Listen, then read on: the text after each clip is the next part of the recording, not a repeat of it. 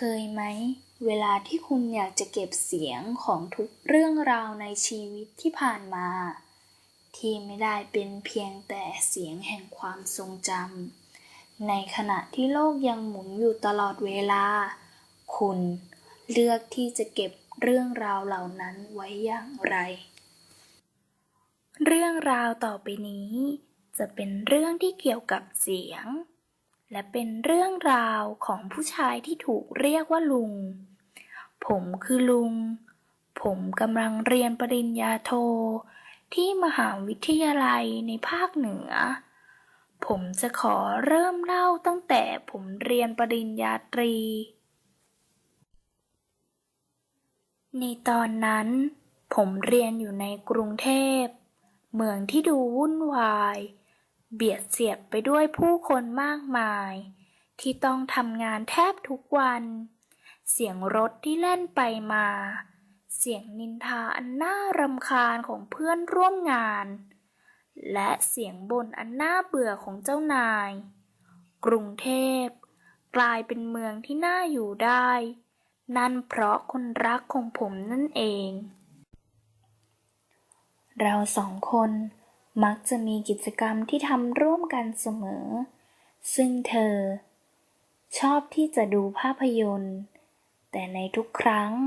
มักจะจบด้วยการหลับของผมเสมอไม่ว่าหนังเรื่องนั้นจะน่าสนใจเพียงไหนก็ตามแต่ในครั้งนี้ไม่เหมือนกับทุกๆครั้งเลยเมื่อผมตื่นขึ้นมาแล้วไม่พบกับเธอจากผมไปแล้วจ๊ะเป็นความโชคดีที่เข้ามาแทนที่ผมดีใจมากที่มีจ๊ะอยู่ข้างๆผมไม่เคยคิดมาก่อนเลยว่าจะมีใครเข้ามาในใจผมได้อีกก็อย่างว่าเวลาเรารักใครสักคนมากๆวิสัยทัศน์ของเรามักจะแคบลงจินตนาการไม่ออกหรอกว่าเธอคนนั้นจะไปมีคนอื่นหรือจะตายจากไปเราจะอยู่อย่างไรแต่นั่นแหละจนกว่าเราจะได้ประสบกับตัวเองจริงๆถึงได้รู้ว่าชีวิตมันต้องเดินต่อไปและจ๊ะเธอคือคนรักคนปัจจุบันของผม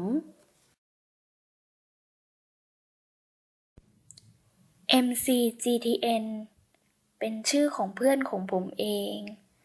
เขาให้เพื่อนร่วมชั้นเรียกเขาอย่างนั้นพวกผมรู้จักกันมาตั้งแต่สมัยเรียนปริญญาตรีแต่ผมขอเรียกเขาสั้นๆว่า TGN พวกผมได้คุยกันที่ร้านกาแฟในตอนเลิกคาบเรียนTGN นั่งคุยกับผมในเรื่องงานของเขาเองซึ่งเป็นงานโปรเจกต์ศิลปะที่เขาจะทำก่อนตายและยังกำชับห้ามผมอีกว่าอย่าเพิ่งไปบอกใครเพราะมันเป็นความลับระดับสุดยอด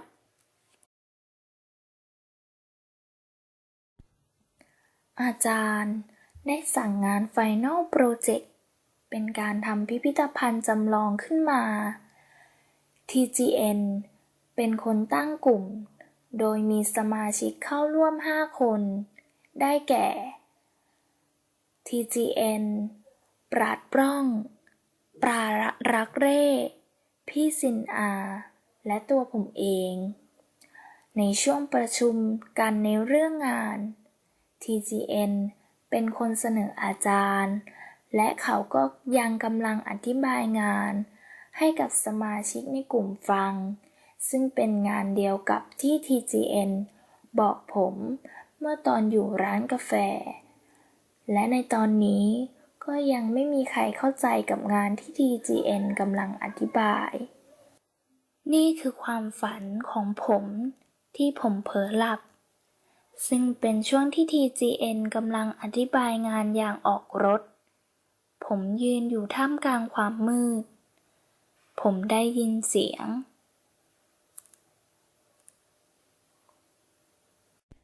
จากการที่ผมเผลอหลับไปผมตื่นขึ้นมาโดยการปลุกของสมาชิกคนหนึ่งในกลุ่มและผมก็ได้ความคิดดีๆขึ้นมาผมก็บอกกับสมาชิกในกลุ่มไปว่าเราน่าจะทำพิพิธภัณฑ์เสียงกันนะรูปภาพนี้เป็นโลโก้พิพิธภัณฑ์เสียงที่พวกผมทำขึ้นมันเป็นโลโก้ที่ TCN เป็นคนคิดและให้ปราดป้องทำออกมาเป็นพิเศษเป็นรูปกราฟิกที่ถอดออกมาจากรูปถ่ายของเขาตอนอุดหูเขาอยากจะสื่อถึงตัวตนพร้อมๆไปกับความรู้สึกคลื่นเหียนทางเสียงภายในของเขาด้วยความสงสัยผมจึงส่งข้อความไปถามเขาทางเฟซบุ๊กแต่เขายังไม่ตอบเขาเพียงแต่ส่งไฟล์ให้ผมมาในตอนสายของอีกวันผมเปิดอ่านไฟล์นี้ในไฟล์ TCN เขียนถึงเหตุการณ์ในวันที่เขาประสบกับอาการที่ได้ยินเสียงที่หาแหล่งที่มาไม่ได้ก้องอยู่ภายในหัวเป็นคลื่นความถี่บางอย่างครอบคลุมหูของเขาทั้งสองข้างเมื่อไปพบหมอจึงพบว่าประสาทหูของเขาได้รับการกระทบกระเทือนอย่างรุนแรงทำให้เส้นประสาทเสื่อมฉับพลันไม่มีใครรับประกันได้ว่าเขาจะหายหรือไม่และก็ยังไม่มีวิธีการรักษา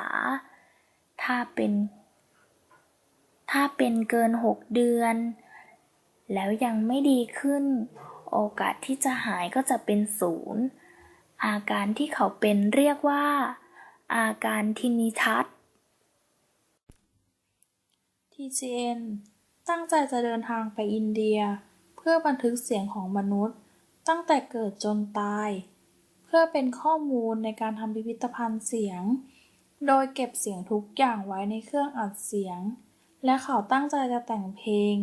แม้ตอนนั้นอาการทินิทัสของเขาจะรุนแรงเพิ่มมากขึ้นแต่เขา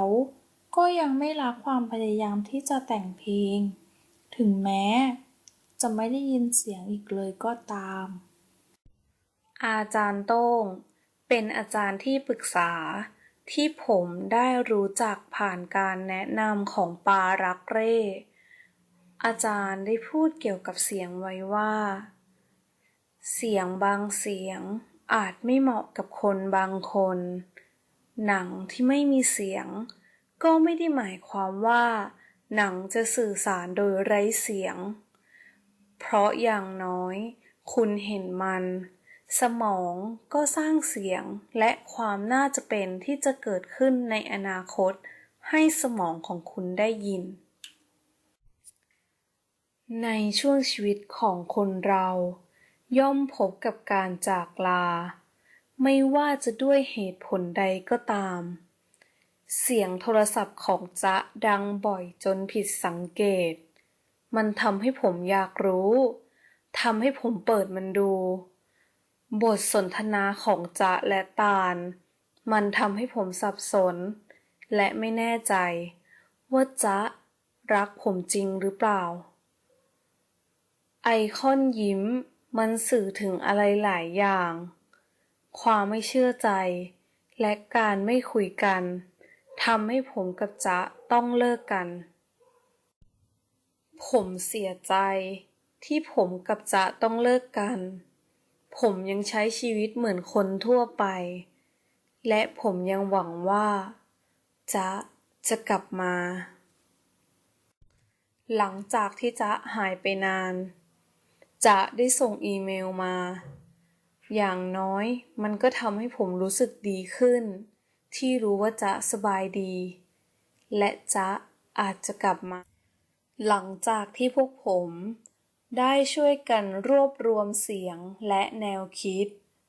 ในที่สุดวันนี้พิพิธภัณฑ์เสียงก็ได้เปิดขึ้นภายในมหาวิทยาลัยเพื่อให้คณาจารย์และบุคคลทั่วไปได้เข้าชมผมรับโทรศัพท์จากเพื่อนจ๊ะและพบว่าจ๊ะได้เสียแล้วจากการโดนรถชนเพราะต้องการจะมาหาผมที่พิพิธภัณฑ์ ชีวิตผมในตอนนี้ อาการที่ผมหลับระหว่างดูหนังก็หายไป แต่ผมก็ยังไม่รู้อยู่ดีว่าเกิดจากสาเหตุอะไร บางครั้งชีวิตก็เป็นเรื่องประหลาด เราพยายามไขว่คว้า พยายามตั้งใจฟังเรื่องเล่ามากมาย เราก็หายใคร่รู้ แต่พอสุดท้ายเปิดหูให้เข้าถึงประสาท สมองเรากลับไม่ได้ประมวลเรื่องราวอะไรเลย เสียอย่างนั้น เวลาคิดถึงคนรักเก่า ผมจะได้ยินเสียงที่ก้องกังวาน เสียงแห่งความทรงจำ เสียงแห่งความอิ่มเอิบ เสียงเพลงมากมาย ร้องด้วยกัน และเสียงของเธอ แต่ในทางกลับกัน เวลาผมจะพยายามคิดถึงจ๊ะทีไร ผมจะเอาเครื่องอัดเสียงขึ้นมาฟังเสียงของจ๊ะ แต่หูของผม